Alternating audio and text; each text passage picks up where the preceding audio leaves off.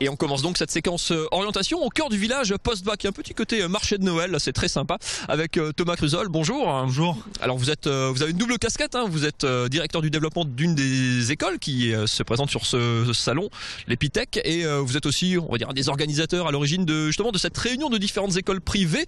On ira voir tout à l'heure du côté des universités qui, on va dire, par nature, communiquent plutôt ensemble, faire communiquer tout ensemble des écoles privées qui sont peut-être parfois un peu concurrence. C'est ça le premier challenge en fait pour s'ouvrir aux étudiants. Je pense qu'il y a toujours une part de concurrence entre les différentes formations, qu'elles soient publiques ou privées.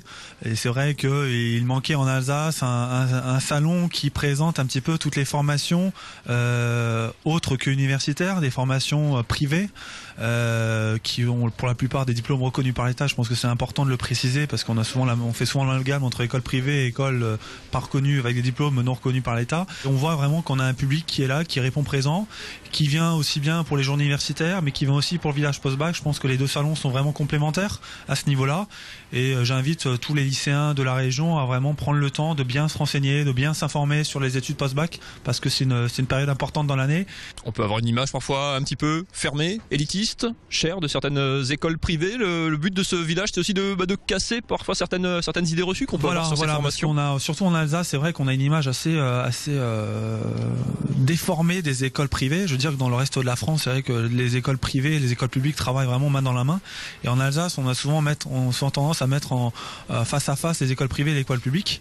Donc c'est vrai que les écoles privées sont des écoles qui sont payantes, mais par le biais des différentes bourses auxquelles les étudiants ont accès et au fonctionnement notamment des prêts d'étudiants, on a de plus en plus d'étudiants boursiers au lycée qui viennent intégrer les formations privées étant donné qu'elles sont reconnues pour la qualité de leur formation, l'assurance d'avoir un travail à la sortie. Je pense que c'est quand même important. Et la différence, c'est ça, c'est que c'est des promotions souvent beaucoup plus resserrées d'élèves. Il y a souvent beaucoup de liens qui se créent entre les élèves d'une même promotion ou d'autres années. C'est vrai que les débouchés sont parfois, on va dire, c'est peut-être parfois plus dur de rentrer, mais une fois qu'on en sort, c'est plus simple. Vous l'assurez, c'est vrai que dans des grandes écoles privées, il y a des statistiques de sortie où voilà, tous les 100% des diplômés trouvent un emploi à la sortie.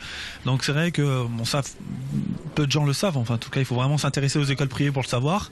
Pour finir, dans un contexte économique compliqué, très compliqué en ce moment, ce qui marche, ce qui est tendance dans ce que les élèves, ce que les jeunes viennent chercher, c'est toujours un peu les mêmes recettes ou au contraire on se tourne vers des nouvelles filières, ou au contraire on se recentre vers les filières, on va dire, traditionnelles du privé. C'est quoi la tendance? La tendance, on va dire que globalement, j'en parlais tout à l'heure, les écoles privées finalement se sortent très très bien de cette période difficile parce que c'est des valeurs refuges. C'est-à-dire que les étudiants qui intègrent les écoles privées ont quasiment l'assurance d'avoir un métier à la sortie. Donc c'est vrai que quand on se lance dans l'enseignement supérieur, c'est aussi important de voir sur le long terme et pas simplement sur le court terme en disant voilà, je vais me trouver une formation mais je sais pas après ce que je vais faire. Après, au niveau des secteurs d'activité, c'est vrai que l'informatique recrute énormément dans la région et au niveau national et international. C'est vrai que toutes les nouvelles technologies sont basées sur l'informatique. Donc dans 10, 15, 20 ans, vous aurez toujours l'informatique. Après, vous avez toujours les valeurs traditionnelles, les écoles de commerce qui marchent très bien, le design, tout ce qui est de l'infographie, le transport, donc des valeurs sûres qui marchent toujours très bien.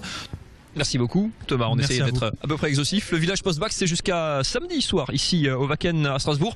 Le site internet où vous retrouvez d'ailleurs toutes les écoles présentes ici s'affiche au bas de l'écran.